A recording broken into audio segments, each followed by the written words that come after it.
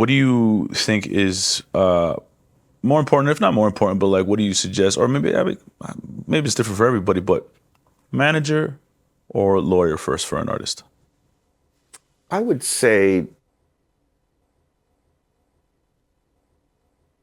generally the manager is way more useful. I mean, the lawyer is such a narrow role unless you're really thinking you're getting this lawyer to shop. You know, it was the late 90s when the music business was at its peak, pre-Napster. That's where these shopping lawyers started to show up. Okay. And just so everyone's clear, like there's two kinds of, Please. music business Please, lawyers. please, yeah. And, one is, my style, I came from the school of like, I was already an established corporate lawyer in a big firm. Even throughout my music career, I still did like,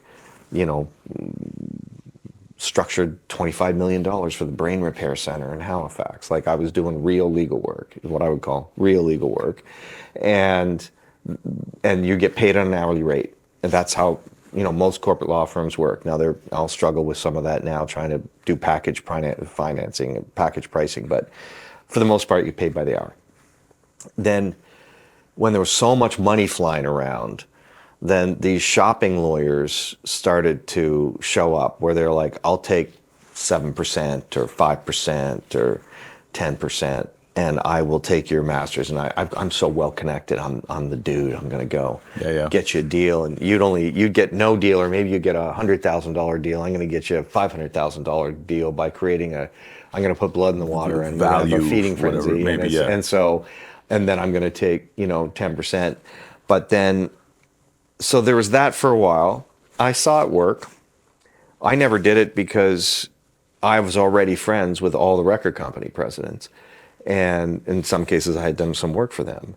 So people would be like, would you, can you get my record to so-and-so? I'm like, I can. Yeah. But I'm not going to.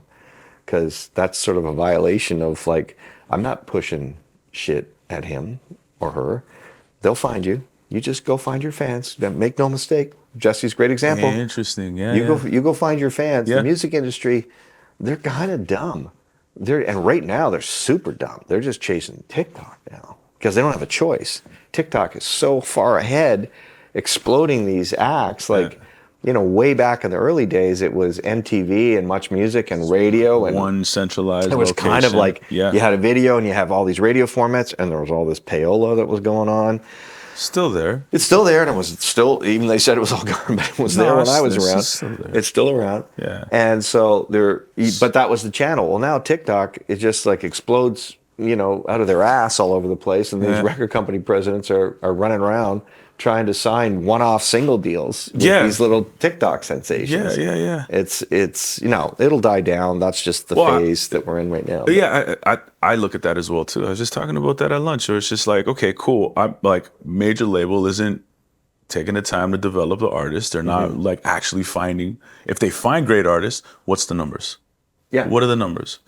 Okay, so if the numbers are looking like a hockey stick on TikTok, I'm gonna go throw a bag of money at this artist, but I really can only care about the single, and then make the money or recoup on the single because they do the data and they do the math. But you're lucky if you get a second single on the board, or if you get a release date for a second song, or a third song, or an album even these days, because they're making their money and their revenue off of this their one song. Totally changed. I mean, in the old days, like you think about Bruce Springsteen, like he had kind of two soft albums before exactly. Born to Run. He would have been at it. He wouldn't have been. I know way. He wouldn't have been an artist. But they didn't. That's not how they thought. And Tom Petty was the same way. Like all that, blah. I'm just an old man now. You just think about some of these acts, but it's just got to explode right away. All this to say like, well, where's the role for the shopping lawyer now? Oh, you got this exciting thing on TikTok, so all these labels are lining up. But I'm like, the feeding frenzy is already there.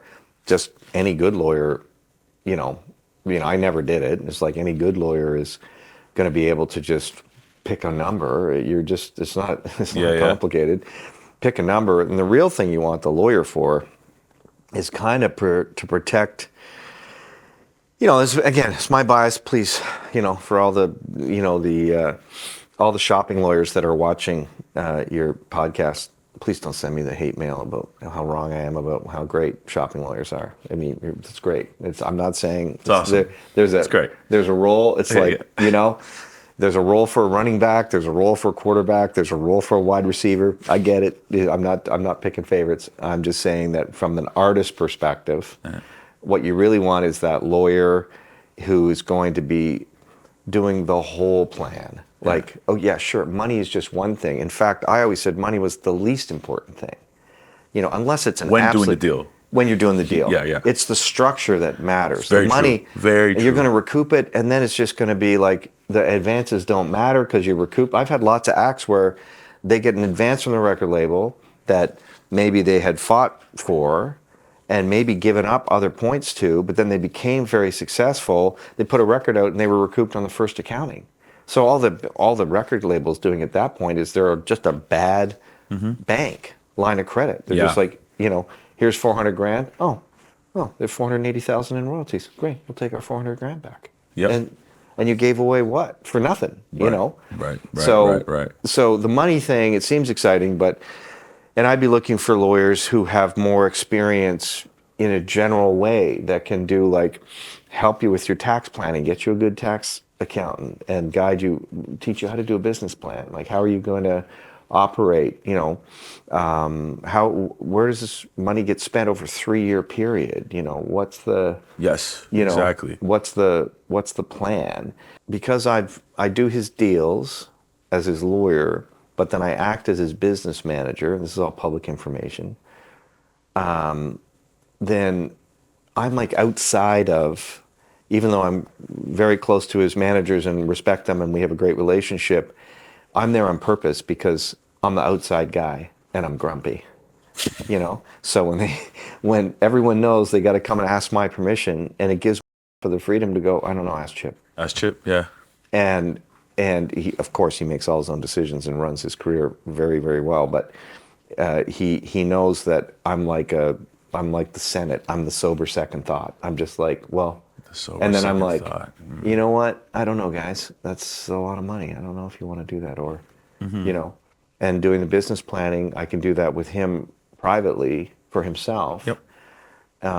And he's not getting pressured by managers to spend a bunch of money, especially when he's running his own label, getting pressured to spend a bunch of money on things because their game is like they want him to be huge. They're doing a good job. Their job is to push. Yep. You know. Yep. And my job is to make sure it doesn't get pushed too hard. Settle. Yeah. So that's what I say you're looking for in a lawyer. Yeah. More so than like a shopping guy who drives up a price tag that I'm going to tell you is irrelevant.